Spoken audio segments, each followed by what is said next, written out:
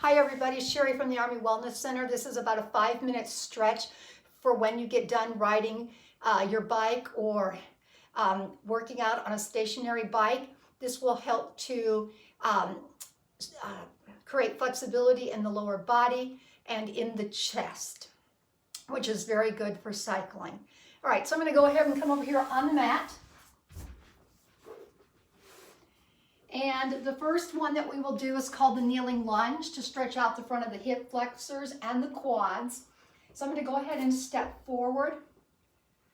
I have created a 90-degree angle here.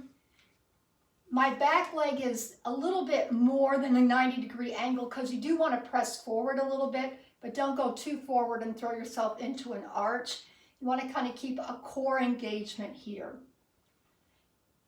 You will start to breathe and relax the left hip flexor. You can add the arm overhead.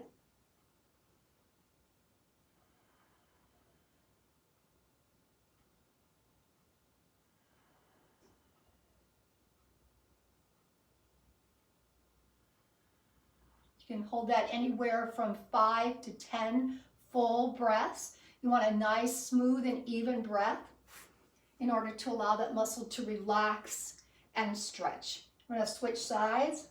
In this video, I'm holding it for about 3 breaths. Relax the shoulders. Relax around the eyes and the jaw.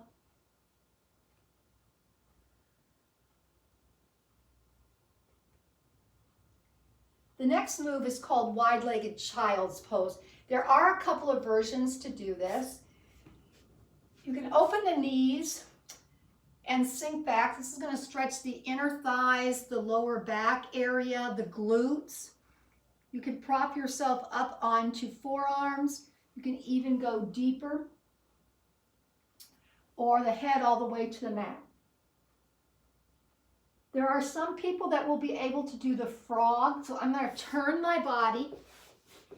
The thing about the frog, in order to stabilize the knees, you need to have the feet turned in like this. They don't have to touch the ground, mine don't, but be turned in this position, and then you sink back and stretch. Now the thing people are going to want to do is arch in the spine here, so keep the core tight so that you're not dipping into the lower back. And then press back until you start to feel a stretch in the inner thighs, in the back of the glutes. For me in this stretch, I feel it more in the inner thighs, but definitely deeper in this version than in the child's. And then you're going to turn the feet, press into the toes, and bring the knees back underneath the hips. All right, the next one that we're going to do is called the figure 4. So you'll need to lower down to the mat. You can do that one vertebrae at a time, or you can roll over onto your side. Feet are hip distance apart. Right leg is going to cross, so the outer portion of the lower leg is actually sitting on the fleshy part of the thigh.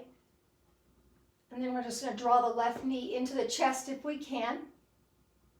Some people will even be able to take the grip over the shin bone, but not on the knee, and draw in more, and you can even have your chin come up and chest to even deepen that more.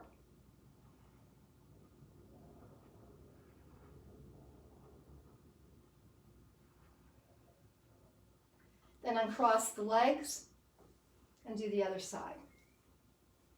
Another important thing too is to keep the feet flexed at a 90-degree angle here, just because it helps to keep the knees stable. Even if it sacrifices a little bit of flexibility, you do not want to put your body into a position where it can be injured. So integrity is important here. You got to get your ego out of the way and let go of flexibility and be all about good form. Then we leave that. From here, you're just going to let the soles of the feet come together. Now, if you want, you can draw the knees into the chest and let them open. I'm pressing my outer parts of my forearms into the inner parts of my legs to open up for the inner thigh stretch. or the feet can remain on the floor. You let the knees just open with gravity. Yes, the back will arch a little bit here. That is normal for this pose. This is a great place to test your breathing. Make sure you have good abdominal breath, meaning that as you inhale, the breath immediately goes down into the chest, into the belly area, and then you fill up towards the chest. That's the real healthy way to breathe. It's actually a full breath. And then the last one is bridge pose, where the feet are going to be in line with the hips, knees are straight up. We'll press our arms, palms down, and lift the hips. And then if your body will allow, take one hand and then the other, interlace, and walk one shoulder in the other and get the chest open.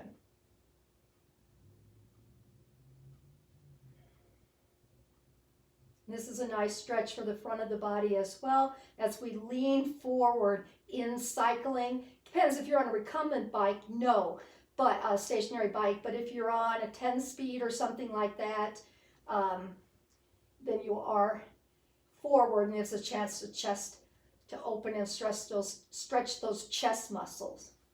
Very good. Excellent. Doing this after every cycling period is great for you. It's easy to cut back on the stretching, but you will be able to go longer, you'll be able to go better, and less likely of injury if you do take these precious 5 minutes to do this. Enjoy your cycling. Take good care of yourself.